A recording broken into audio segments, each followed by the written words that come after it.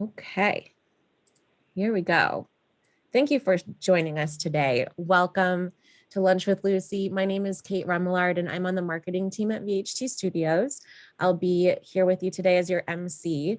Before we get started, I just need to mention a couple of things. First, we have everybody muted except for our panelists. If you have questions for our guest, please add them to the Q&A box as we go along, and we will answer them as we go. And you'll also want to hang around till the end of the session. We'll announce the 5 winners of the free lunch. So you must be present to win. And that's really all I have. So I'm happy to introduce the woman herself, Lucy Edwards. Hello, everybody, and thank you so much for joining us today and spending time with us. It's going to be a very interesting topic, and since I went through hell and back with my accounts being hacked, I thought it would be a good idea to share some really cool directions that you can take to protect yourself. And I would like to introduce Richard Lutkus, our cybersecurity guru. Here we go, Richard. And please tell us a few words about yourself. Sure. Hi, everybody. My name is Richard Lutkus. I am a partner at Cyfroth Shaw. We're a global law firm that operates in several different countries. And we have a very broad practice group collection across different types of industries, including real estate, commercial real estate. My particular, where I sit is really litigation and investigations. And my practice is really focused on digital investigations, including cybersecurity, incident response, data breaches, digital forensic investigations, employee malfeasance investigations, and trade secret misappropriation. So anything that has to do with computers and people doing bad things, I'm generally involved. So I'm happy to be here.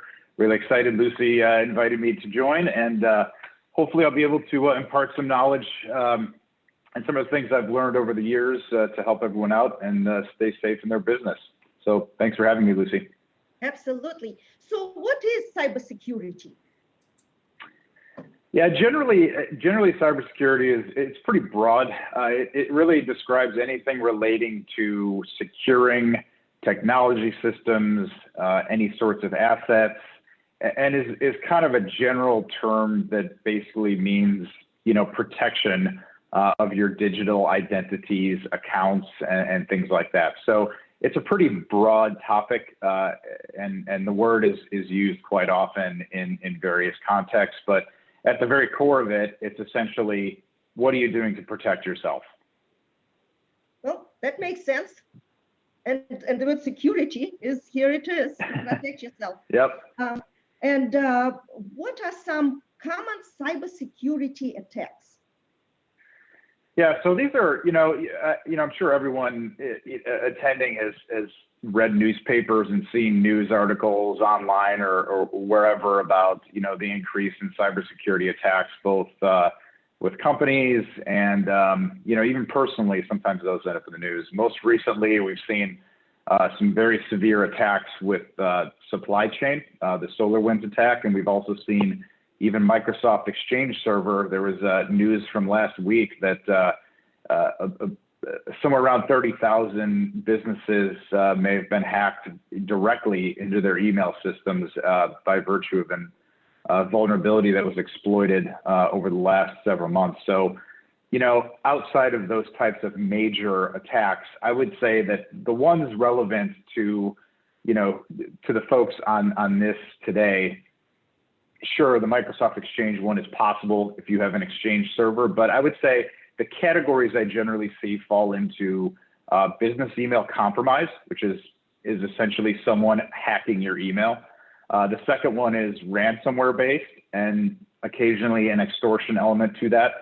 And the last one is really related to wire fraud, banking information, ACH transfer fraud. And so I wanted to go into each one of these a little bit more so that people, kind of understand what they are and how they operate. So the first one I mentioned, the business email compromise, is exactly what it says. It's your email getting hacked. And this takes, different forms, but at the core of it, an attacker will find a way into your email account and start using it as, to fulfill whatever their goal is.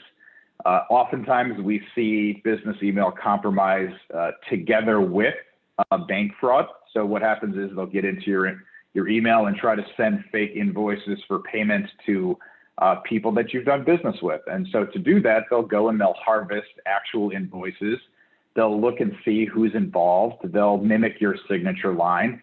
And there's a lot of things they can do once they're in your email. They know your contacts, they know how you talk, they know who you talk to. And so we see a lot of issues relating to business email compromise just from the financial side. From the non-financial side, there's also a problem of personally identifiable information. If your business email account contains information about people's finances, their first name, their last name, driver's licenses, any sorts of identification based on different state data breach notification laws, you could actually have obligations to report the hack of your email to government agencies and pay to have that email reviewed to find out whose information was in it in order to notify them. So it's very serious and it can be very expensive if you don't notice it. So there's a lot of risk in having your email account compromised.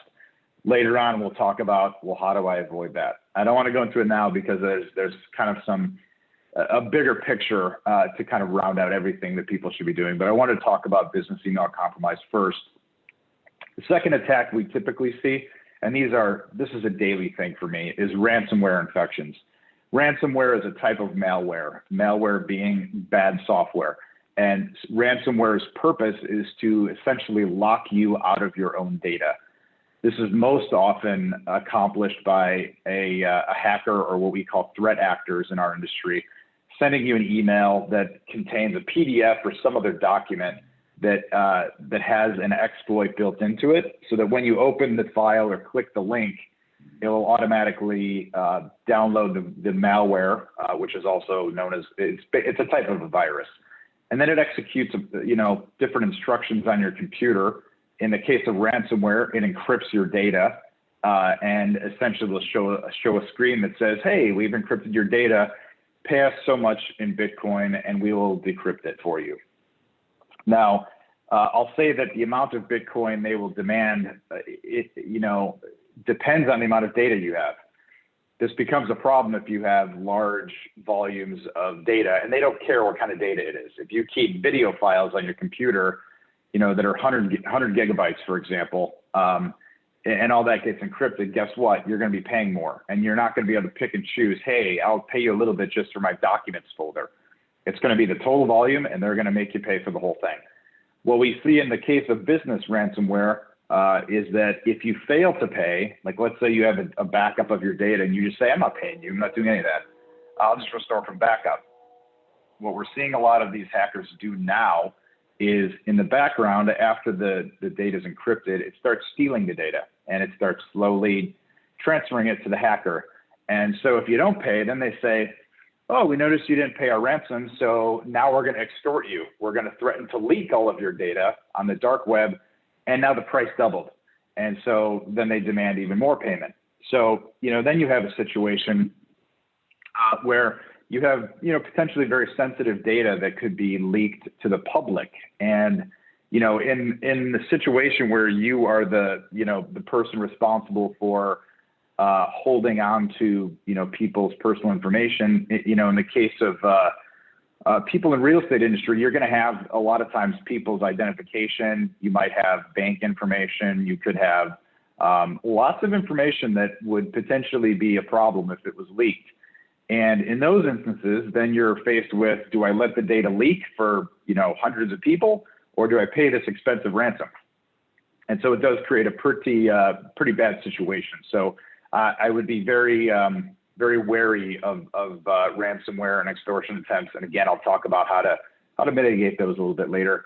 The last one is somewhat related to the business email compromise, but it's a little different. These are wire fraud and bank and ACH transfer issues are really based off of the idea that someone else is trying to change the payment information related to a bank account. And what I'll say here is these are often successful because people are doing business with one another, and an attacker will kind of interject themselves in the middle. And when they're inside your email account, they'll set up rules so that legitimate emails from the person you're corresponding with get sent off to a special folder that you can't see. And then they intercept it and respond to the email themselves and say, oh, no, actually use this bank information. We've actually had settlements in litigation that have been intercepted by hackers because a solo practitioner lawyer had their email compromised. And so, you know, the company who sends the settlement is like, all right, I'm done. We settled. You have your money. And the company receiving the money is like, no, we don't. We have nothing. And in the middle, there's a solo practitioner attorney whose email was hacked, and the attackers ran off with, you know, $750,000. Settlement falls apart. Now there's more litigation about how that happened, and now there's, you know, professional responsibility issues for that lawyer, et cetera. So wire fraud is real. It happens a lot in real estate. It is pervasive in business, just business in general. But for real estate, there's a lot of that data being sent over unsecured channels like email. Email is not considered a secure channel of communication. So I wanted to mention that for anyone who's putting wire instructions just in plain text and email. It's very dangerous. Well, I don't know about our audience, but I'm scared to death. Well, I don't want to. I don't think I want to wake up tomorrow morning. But tell us, please. You'll be okay, Lucy. I think I'm going to close all my email accounts. Who are the perpetrators with these attacks? Yeah, so there's generally three categories of hackers that you deal with. The first are nation state attackers, and these are the ones who did the SolarWinds attack that was made public in the last few months. That's things, you know, this is countries like China, some of the Eastern Bloc countries that, like Romania is pretty pervasive, even North Korea. And these are the ones that have a lot of resources and are very motivated and have some other purpose behind it. You know, in the case of North Korea, they like to use ransomware because then they can get Bitcoin and then they can avoid sanctions by virtue of using that. So that's one category. The other category is organized crime. You know, the mafia, as we all would know it from all the movies of old, is doing different stuff now. They're extorting you in different ways. It's not just beating you up on the street and you know, loan sharking. It's taking your email and making you pay for your own data. So, you know, actually organized crime is a fairly large part of it, and they operate it like a business. I mean, they are doing, you know, this is something that they've set up. They hire people that are skilled to do it. And this is, you know, this is everything from the Mexican cartels to, you know, other organized crime around the world. And they've set it up to operate, you know, much like a legitimate business would. And they have expectations on sales and trying to hit numbers. I mean, it's ridiculous how serious they take it. I think the third category is really, you can either have politically motivated hackers who just want to cause trouble, or those who are just out to kind of see a company squirm if they're infected. Occasionally we actually see it like insiders, like employees trying to do this, like they're disgruntled and they'll like unleash ransomware on their own company.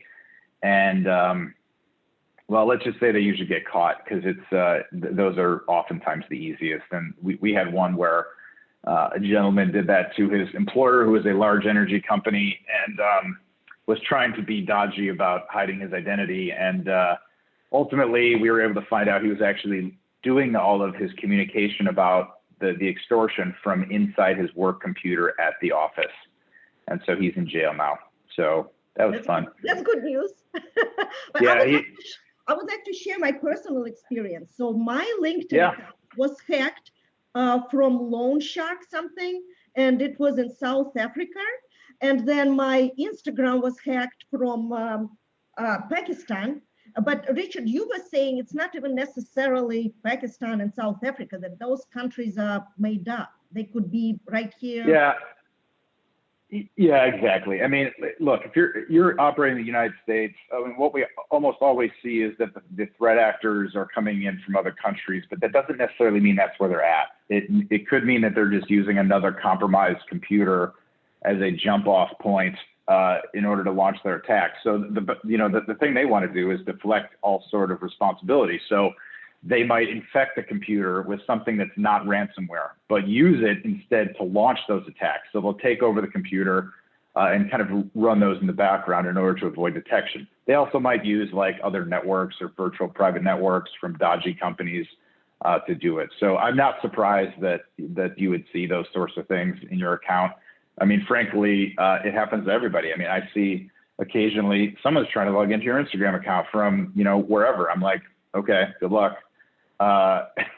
It just happens. And I would say that, for anybody who does see those, there should be a suspicion, especially if you see a number of notices from accounts that you have like Facebook, Instagram, LinkedIn. If you see all those happening in short succession, you probably know you're a target, and it's probably a good time to change your password, just even if for no other reason than to be proactive, because you don't know what the threat model looks like for whomever is trying to get into your account. I mean, if they are properly motivated, they will continue trying, and you just need to make it as difficult as possible for them.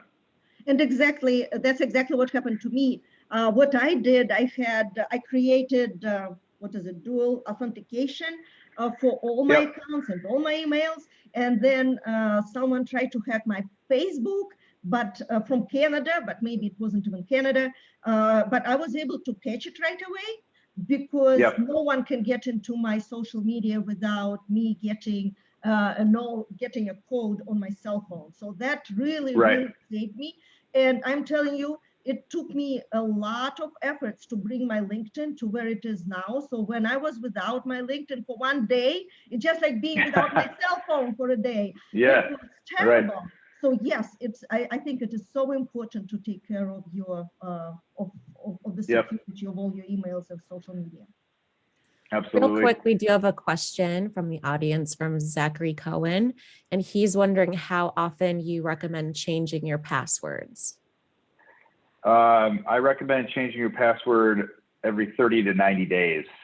And I'll go into a little bit more about passwords, but the way I do this is I never reuse the same password for any site. So for every site and every service I have a unique password that is generally the maximum amount they will allow for their platform. And it is a randomly generated series of letters, numbers, and symbols, depending on what they allow. And I use a password manager for it. And I'll recommend some. The one I use is 1Password. It's very good. They have a lot of support. And this way, I don't need to remember passwords. It fills them in on websites for me. It works on my phone. It's kind of a zero knowledge approach where I don't really need to manage it. I don't write it down. I don't need to remember it. I don't need to remember strange variations. But generally, I would say 30 to 60, 90 days is a good practice. Okay. One more question while we're here. George T is wondering, how effective is a virtual private network when it comes to protecting his accounts? So virtual private network, another term for that is VPN. They are highly effective in helping you protect yourself when you are on unsecured networks, as long as you trust the VPN provider. And the reason I say that is because there are some VPN providers who are set up specifically to harvest what you're doing and then sell it. So I would say I use and recommend is called Guardian Firewall. It's a company called Security that I actually invested in. Mark Cuban invested in. It's very legitimate. It's actually created by some of the original iPhone jailbreak team, which are the people that kind of pressured Apple to increase their security back in the day. And they're very good. And so I would, if you're on your iPhone, they might have an Android app by now too, but it's called Guardian, and it's a really reliable one. And they actually will show you some of the things that different apps are calling out to on your phone. So it's pretty informative too. How do the attacks occur, Richard? Yeah, so attacks typically are going to occur in a few different ways. People have misconceptions about this. So I'm going to start with the least likely, which are technical vulnerabilities and exploits. And what that means are software bugs. So, things like the Exchange vulnerability is actually kind of rare. It does occur, but they're harder to find, and it takes a lot of resources to find them. So attackers generally Sure, they're gonna be found, but they're not the most common. Credential theft is often the one of the most frequent ways that passwords and accounts get breached. Password reuse is also a case. So what happens is, let's say a company gets hacked and they didn't do a good job protecting your password.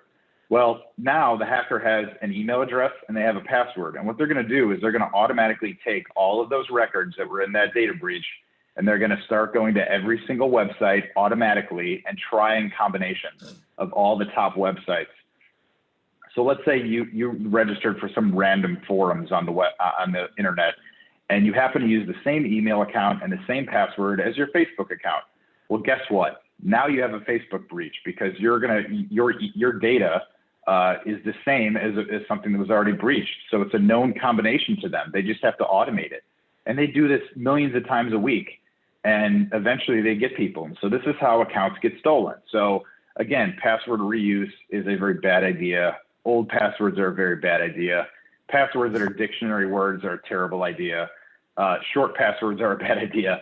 So you'll hear me go on and on about this, but in general, passwords and usernames over time will get leaked because you cannot trust every single company that you entrust your data with to keep those things safe. So you have to take a position of assuming that some of your information is out there and may be used to launch attacks on other things you use. And there's one more part, the social engineering. So this is an important one because I think this is the crux of how people are suffering these things. Spear phishing and phishing. These are when you get a deceptive email that's trying to have you click on a link or open up a document. Always be suspicious of anything you get that is an attachment or a link from someone you don't know. And also be very careful to look at the actual sender. It could have their name on it, but it could be a completely spoofed address. I've seen people fall for the most mundane things only because they didn't look. They're like, oh, it says it's, Bob Smith's email, but why is it Bob Smith, with a series of numbers at gmail.com? Bob has never used that email address with me. Why is he suddenly using that? And so you have to kind of verify this in your head and be suspicious and have a sense that it is possible that what you received is fake. And it's unfortunate as humans we have to do this, but this is how it's happening. So those are spear phishing and phishing. Spear phishing is a very directed, when an attacker tries to get access to a single person. Phishing is when they do a broad scale attack at a larger company. So if you have 50 people in your company, they will send a phishing scam to all of them at the same time, hoping to kind of take a shotgun approach and say, look, if I send this out to 50 people, someone's going to click on it and then I'll have access. And so that's one. Smishing isn't one that you may have received lately. This is where you get a message on your phone that says, oh, you have a FedEx delivery or UPS delivery. Click here to accept delivery, or otherwise it'll be returned to the sender. Everyone's like, I don't want my package returned to the sender. That's terrible. What an inconvenience. And they click it, and then it asks them to put some information in, and then it steals their data and uses it for something else, or does worse things on your phone, depending on what kind of phone you have. And those are honestly the most common. It's mainly based on people responding to emails and unsolicited texts without checking to verify that it's legitimate. And that's probably 70% of all hacks, to be honest. That is very important. Well, I will definitely change my passwords because I have the same password for everything I do with just 2 different digits at the end. So yeah, hello. Yep. You have some homework, Lucy. Kate, we have lots of questions. Do you mind? Yeah. We do have a lot of really good questions. This is a good one. So when Linda Ridge is wondering, when Google or Safari browser saves your password, is that a risk? Because it's certainly very convenient to be able to just, go along your way. But is that something we should or shouldn't be using? Yeah, and I see Dee Toberman also asked a pretty similar one about remembering passwords on sites. I'll answer it this way. I don't allow my browser to save passwords. And the reason for that is because I have a password manager for that. I think it's much less likely that the password manager is going to have a problem than your browser. And the reason for it is that there's actually malicious plugins for browsers that have the ability to harvest things that you type. If you have a plugin that was created by a hacker or stolen in some way from an open source repository and like taken over. So I kind of don't trust the browsers as much as I trust, the password managers. So I would say for convenience, it might be nice, but the password managers offer the same functionality with almost no difference in the amount of time it takes to activate them. So it's, the other thing I think the browsers do that might be inconvenient is if you save it there, then you have to go and change those manually. Whereas a password manager, you have a single point where you change it and it changes it across any device you use that password manager on. It looks like Michael Heller is asking about, like, is it safe to keep passwords in a password app like MSecure?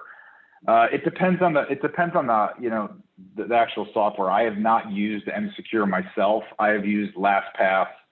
I have used 1Password. Obviously, I keep talking about that one. And there's other ones out there. You can even, get some that keep the data only on your computer and like an encrypted enclave and things like that.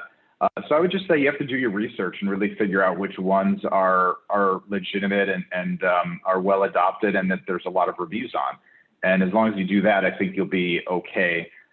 Again, I think if you're using LastPass or 1Password, those are very mainstream and have a lot of people, trying to hack it, a lot of people protecting it. And the reason they're successful is because they have a lot of resources behind it in terms of development. So who am I going to trust? Am I going to trust a random password manager versus a company that has millions in resources to develop the proper ways to protect it? Well, I'm going to go with that one because I've read their literature, I've tested their software, and I think it's good. What about using internet, like in a cafe, the Wi-Fi from a restaurant or cafe? My response is use your phone's hotspot or definitely use a VPN. I mean, literally anytime you're outside of your house, if you're on any sort of public Wi-Fi, even if it requires a password, the password is only allowing you to get on the network. It doesn't necessarily mean that it's encrypted in any way. So even if you're at a place and they say, oh, there's a password, that doesn't mean it's encrypted. It just means you can access it. And so you have to separate the two in your mind. It doesn't mean anything. If I'm at Starbucks, I will absolutely use a VPN at a minimum to get on that network. And this has been the case for a long time. I remember in law school, God, how many years ago it was? Almost 20. Don't tell anybody. I actually did a live demonstration in my class, and I had my classmates go to different websites, and I was up at the podium collecting their information live and then calling on them and saying, you went to this website, here's your username, here's your password. And boy, did that open eyes. So it's trivial. If I'm at a Starbucks, I could easily sit there with my computer, look like any other person, and just harvest information. It's illegal, but it's easy. So what you are saying that use your cell phone and the hotspot, or use what? Yeah, so your cell phone's hotspot is generally more secure than any just random network. A VPN, so virtual private network, like the Guardian Firewall I mentioned. Guardian's a very good one. I personally like that one a lot because I know that they have a manual process to evaluate applications behind it. And they take a really good approach to making sure your information is secure. I recommend, so actually this was kind of a good segue, Lucy, into the things I think people can do to actually protect themselves. So if you're outside your house, I think you should always use a VPN. A lot of them even you can set them up to automatically turn on so that if you're not on your home network, it just activates. And then you don't have to think about it. It just does it. It also adds some other things like blocking advertisements and other annoying things. So you have the security, but then you also have like avoiding ad tracking so that companies aren't, able to sell your information about what you're doing. So there's some good benefit there. I would say for any data you have on your computer, back up your computer. There's really good backup systems like Tresorit, TERSORIT is a Switzerland company. That's the one I use for my online backups. I also have backups that are kept on encrypted hard drives. Make sure that you, whenever possible, use encryption for any data that is that is critical. A lot of these things like Tresor, which I mentioned a lot, actually can plug into your email, like your Outlook.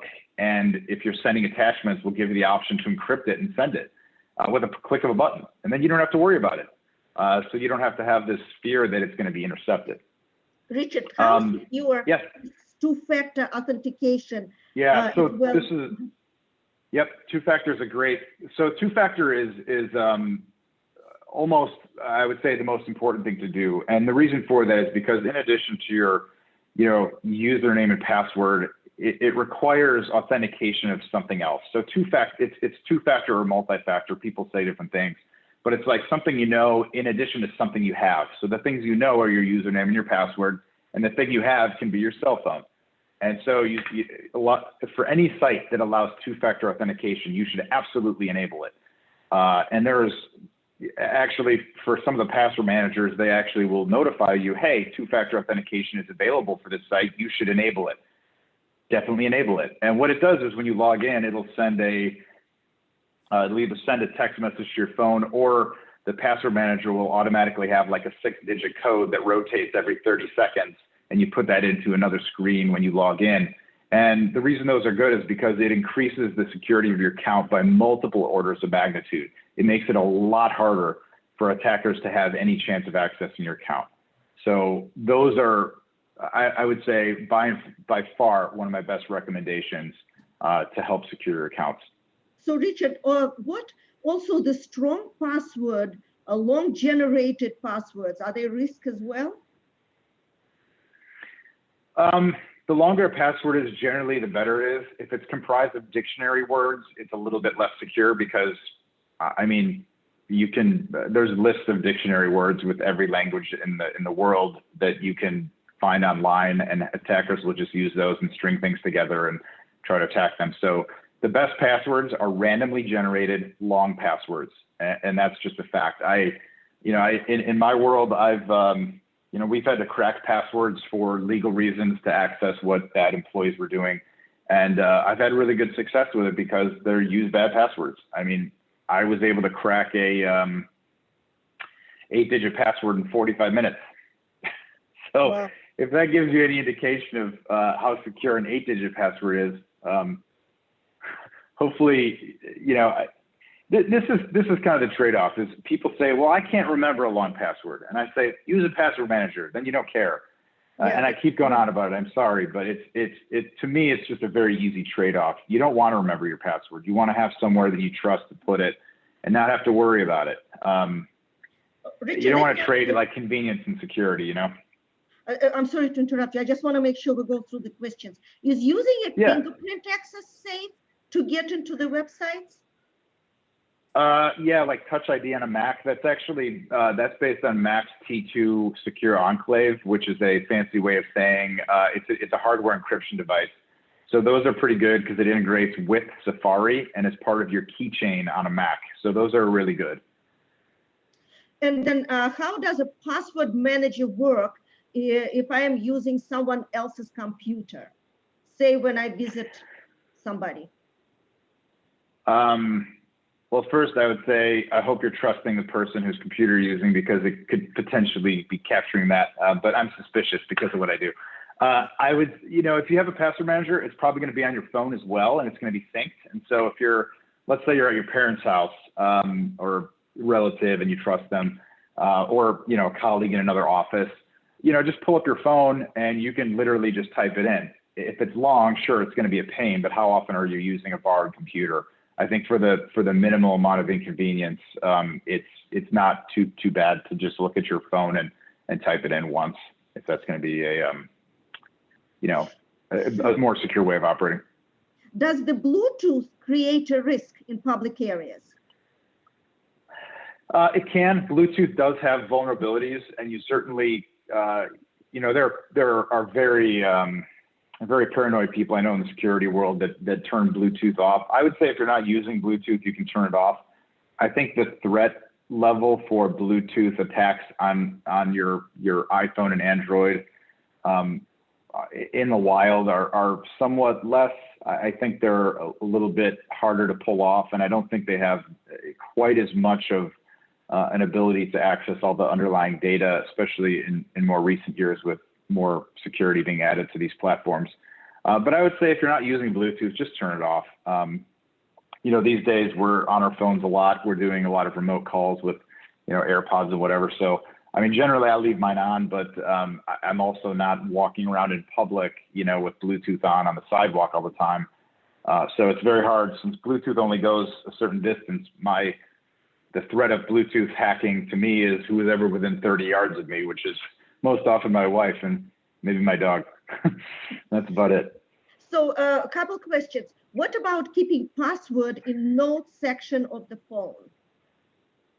I see a smiley face after that. No, I would not do that. I mean, look, it's important to know that the notes that you have, if you have iCloud enabled, or if you have, you know, a similar thing with Google on Android, they're probably not end-to-end encrypted. And in any event, notes they really weren't built to do that. I mean, the way I see it is like the notes application is kind of like having a spreadsheet on your computer that's called passwords. And I'll tell you, I mean, my dad had that, and I'm like, Dad, what are you doing? And I bought him a password manager that day, and got him converted. And it took a lot of learning, but he's finally adopted it. So I would say, you know, anywhere that if someone can just open your phone and look at something in plain text, which is the Notes app, it could be a problem. So I would say try to move into something that's more reliable. So then a question is, password manager, are they paid for? And also password manager safe, and can they be hacked? So LastPass did have a security incident a few years ago, but I think they've resolved it. I am not aware of any incidents that 1Password has had. 1Password is literally the number 1 and then the word password. They also have like business accounts so that you can share things with colleagues. So you can set up different vaults and say, oh, I need my admin to have access to this so they can go in the portal.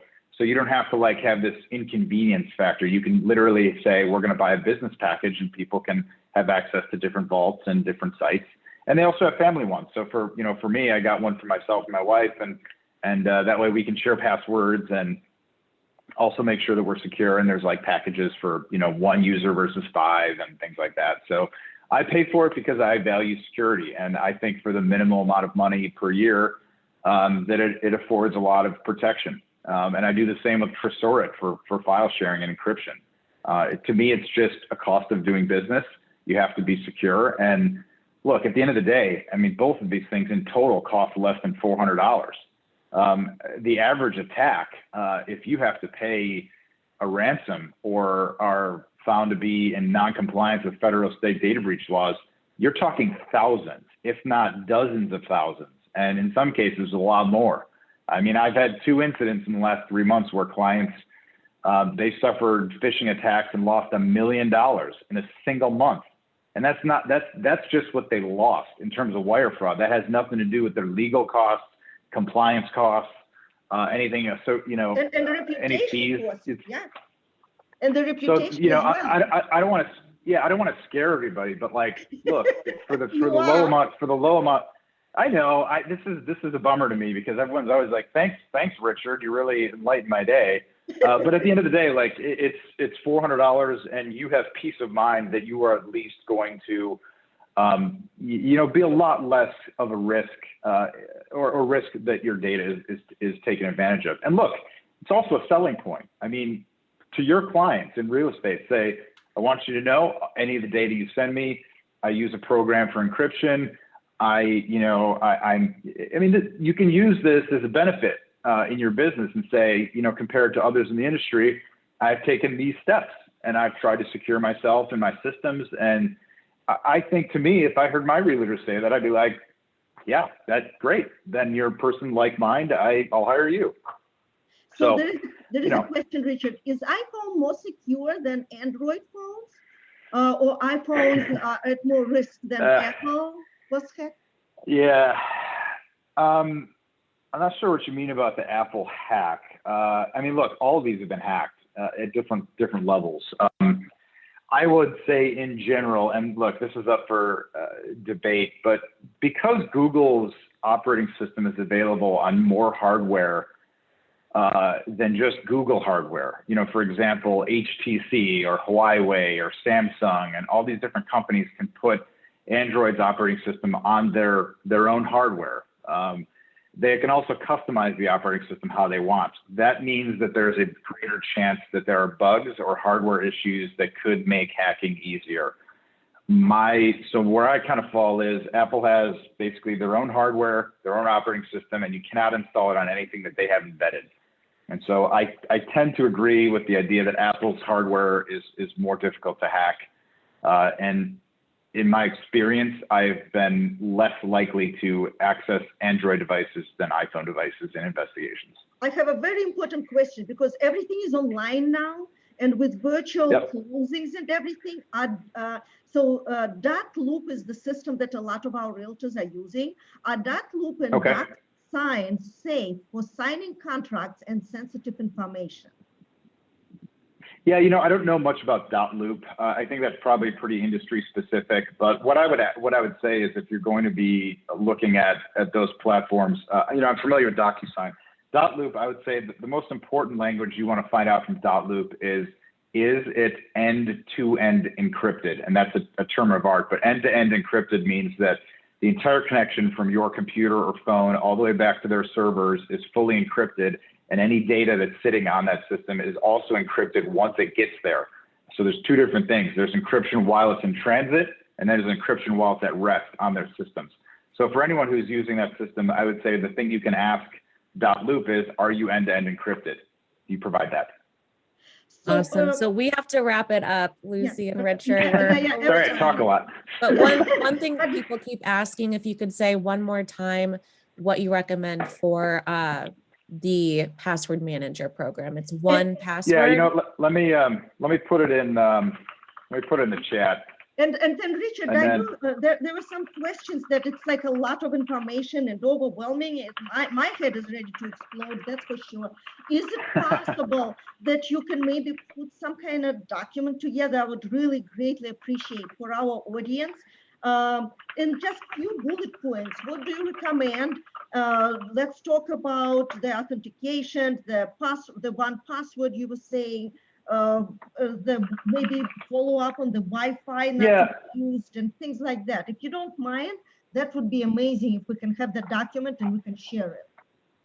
Yeah, I think another thing I wanted to offer to anyone who is an attendee is I've got a list of 6 things to increase your wire transfer security, and I think this is especially important for an industry where it might not be all that often that you send wires to the same parties. I mean, potentially escrow agents and things like that. But I do have a list of 6 best practices for that I can send around through VHT to anyone who attended. And, you know, I can put in some of these recommendations for services as well that I'd recommend for folks to look at. That way people can, you know, evaluate them and see if it makes sense for their, you know, for what they have, what their business is like. And obviously if anyone is really concerned. You know, I do proactive consulting for you know, at Cybersecurity for companies that have significant threats and want to, you know, really get their cybersecurity in place. So feel free to reach out. We do a fair amount of consulting in this area and can work to get you guys secured if you need help with it. So yeah, that's all I have in that world. Thank you, Richard. And also, if you have any questions you would like to go over the presentation, you go to vht.com/learn, and on the YouTube channel for Lunch with Lucy, the recording will be there by tomorrow for sure. So you can watch everything over and over until you understand everything Richard said. I certainly will, because it's just like, woo! Yeah, so I strongly recommend for you to go back and view the video and then just get the parts and pieces what is really interesting for you. Yeah, thank you so much, Richard. This was enlightening. I'm definitely taking a lot away. Sorry, it was scary. Have a long list of changes I need to make personally, but yeah, well, the way I say it, it's better to know. I know it's scary and it's like, oh my God, but it's, to me, it's better to have that knowledge than to just be operating in a situation where you're just kind of hoping you don't have an issue, because eventually over time, you know, everything can happen. So better to know than not know. At Exactly. least you're armed with some ways to fix it. Yeah, and Absolutely. the site is vht.com/learn, like learn, just like, and then everything is going to be there, all past episodes and today's episode. Yes, and we'll email you tomorrow as well. Real quick, let me announce the winners for the free lunch. We have 5 winners. It's Marcia Morgan Payne, Hugo Villapando, George Carrera, and Sophia Menahem. One more, Julie Savinsky. So congrats. Look for an email tomorrow from DoorDash and you'll get your $25 DoorDash gift card. One last thing, we will have this up by tomorrow as well to register for our March 24th show. It's with home staging experts, Birgit Anik and Jana Uselton. You won't want to miss it. They've got great advice for home staging and marketing. Super important, especially right now in the market. So that's about it, folks. That was wonderful. Thank you so much. And again, vht.com/learn YouTube channel to watch Richard's presentation. You can just take your time and try to soak it all in. Thank you, everybody. Richard, thank you so much. It was definitely very informative and very, we can use your advice, that's for sure. Thank you, everybody. Well, thanks for having me, Lucy. I really appreciate it. Thank you. All right. Have a great one, everybody. Stay safe, everybody. Have a great day. Bye. Bye.